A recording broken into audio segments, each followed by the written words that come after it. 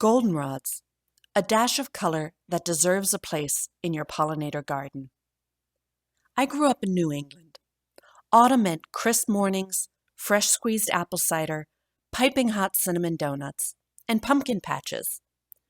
Thriving in the background of the scene, ubiquitous but often overlooked, are goldenrods.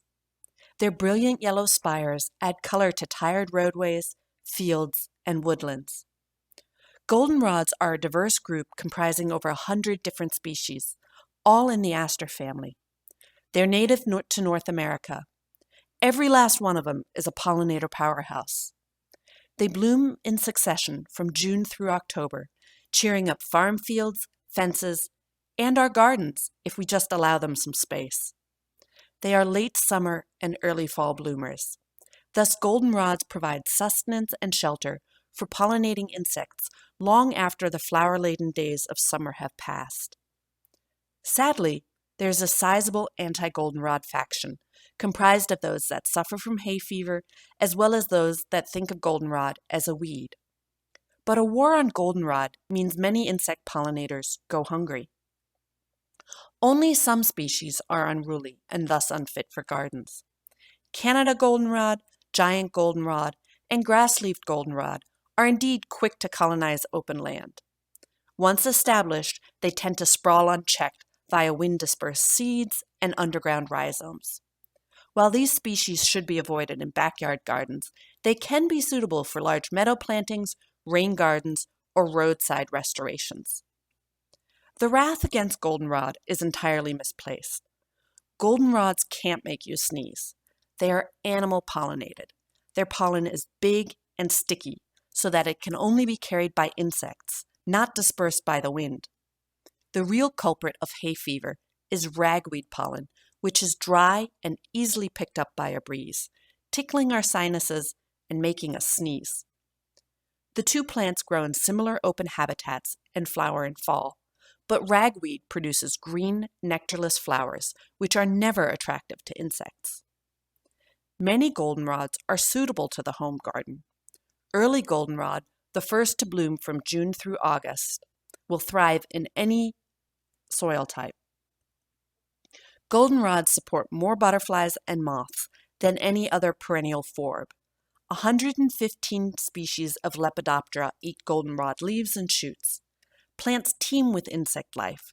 Countless flies, grasshoppers, thrips, and true bugs devour goldenrod, a critical plant in North American ecosystems. Have a damp spot in your garden? Try swamp goldenrod. Because goldenrod hosts so many different insect species, it also attracts their predators. Predatory wasps like paper wasps and potter wasps haunt vulnerable, soft-bodied insects on stands of goldenrod.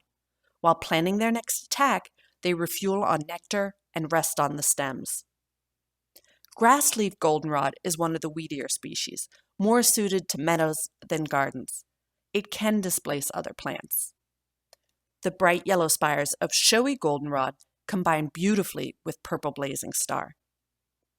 When you welcome goldenrod into your garden, you get a chance to watch nature's food chain unfold and how plants and insects are intertwined.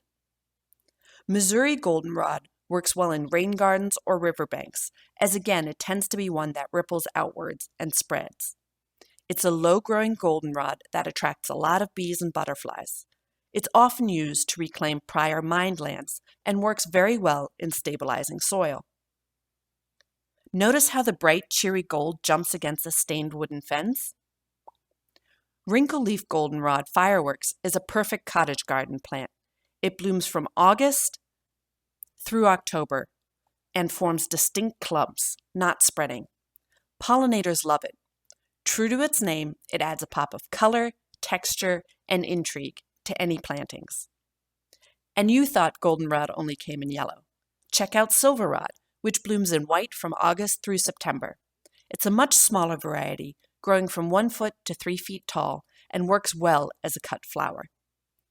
We published a whole list of goldenrod garden favorites. This article is available as a free download, and I will include the link in the show notes. But as you can see from this table, Goldenrod can feed pollinators from June through October if you plant a few different varieties. Isn't it time you planted some in your garden?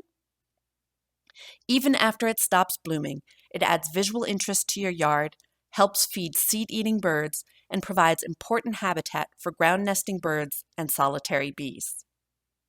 This video talk on goldenrods deserve a place in your garden is brought to you by Dr. Kirsten Trainer, founder of the quarterly magazine 2 Million Blossoms Protect Our Pollinators. We've based much of the information in this video on an article we published in our autumn 2020 issue, written by bee scientist Nicholas Dorian of Tufts University. If you enjoyed learning more about planting for pollinators, be sure to check out our website, 2millionblossoms.com. Or better yet, subscribe to the magazine today.